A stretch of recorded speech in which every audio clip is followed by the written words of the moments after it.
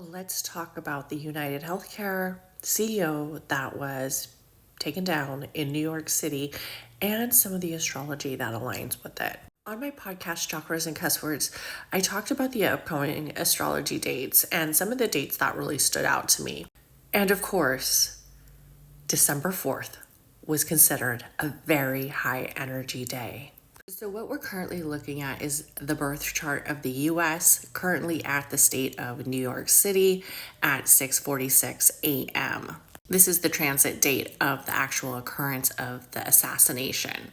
First of all, I want to say that a lot of astrologers are talking about Pluto and Aquarius definitely being the corporate.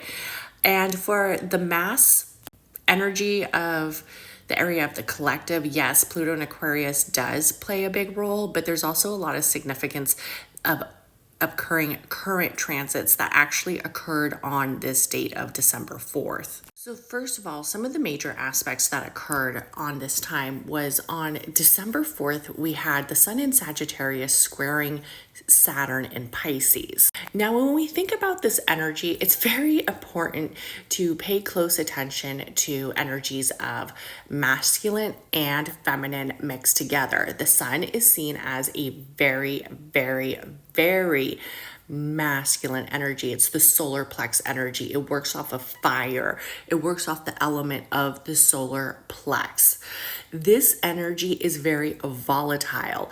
It causes a disruption, huge disruption, when there is seen to be some energy of possibly having a calm nature. The Sun in Sagittarius with another fire sign squaring with Saturn in Pisces lets me know that it is waking up the conscious mind and also the conscious energy around responsibilities, boundaries, and the areas of leadership in some aspects, the higher ego, and also the energy of the higher self coming to a full-on frontal of aspects of where it could be playing out in media, but it could also be playing out in individuals separately.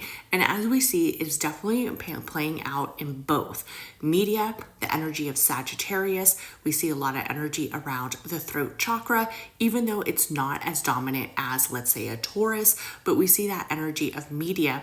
Of course, we also have Mercury, which slipped into retrograde not too far back, but we do have that energy coming forward. And we have to remember that a square is seen as a difficult time. It's also seen as a time that feels very like aggressive, and it also feels like I'm squaring up against you. I do not like you. You do not like me. And we see that energy as basically the Sagittarius having this strong movement with the Sun, which is another fire element, creating an illusion with the energy of Pisces, where it seems like everybody's getting along for the meantime, but when this energy really tends to happen in a strong aspect, such as the Sun squaring Sagittarius, it becomes very explosive. For most people, I would honestly thought that there was going to be a lot of verbal arguments, but it looks like this verbal argument or areas of different thoughts turned into more of a hidden energy. And a lot of it has to do because, yes, it is such a strong energetic day. Also on December 4th, we had Venus in Capricorn sextiles Neptune and Pisces. And what's interesting is when we think about energies of relationships, the energy of relationships with Capricorn energy always kind of like feels like that energy of like work. That energy of Neptune and Pisces, again, also creating this area of disillusions where the overall collective might be feeling like, well, I can't really be that sympathetic. Can I? I remember when my insurance was claimed and were denied back in the day. It's extremely frustrating. And I don't say that everybody should go row and become a Sagittarius. I would be surprised if this person wasn't a fire sign. I would also be surprised if there wasn't some water in their chart. I can't wait to find out this suspect's birth date if we do find out who the suspect is. And while many of us might have felt like we were finishing up some of our areas of relationships, kind of coming to a energy of closure, but this energy with the Neptune and Pisces almost makes us feel like a lot of us are dreaming about what occurred and are dreaming about all the possibilities and the disillusions and the areas that we could create a revolution in certain aspects of our life that affect us, as we have seen that one individual basically has gone completely rogue and has decided to do so. And then what's also interesting is on the following day, we have a December 5th, we have the Sun in Sagittarius conjuncts Mercury in Sagittarius. Remember I said that Mercury retrograde, right? So this energy feels very like we're talking about it, we're sharing about it.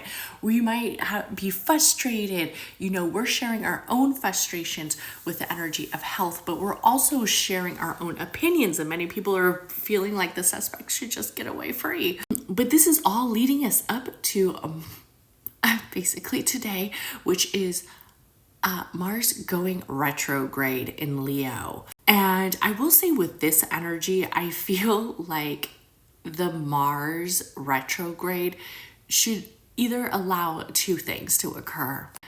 One, the NYPD starts to get maybe some tips.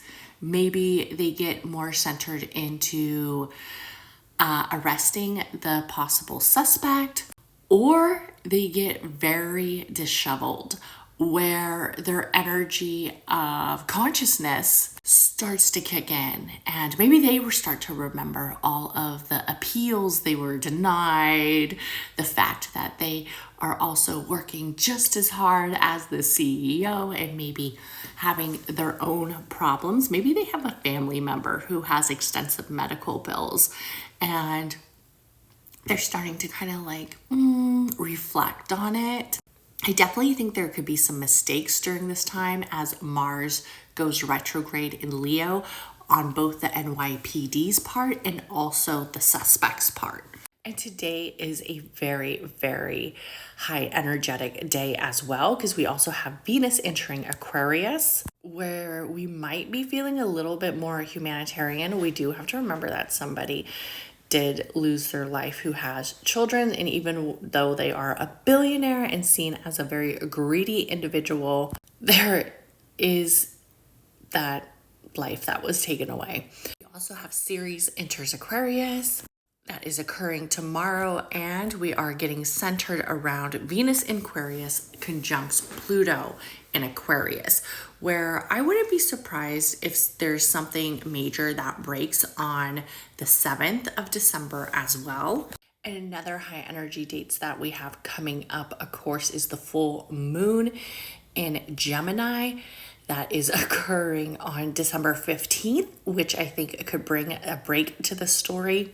And also December 21st. I'm going to say if by December 21st, we don't have a suspect arrested, there's a good chance he really disappeared in Central Park and he will probably not be found. But I will be honest, I don't like all of the information they've already collected about him.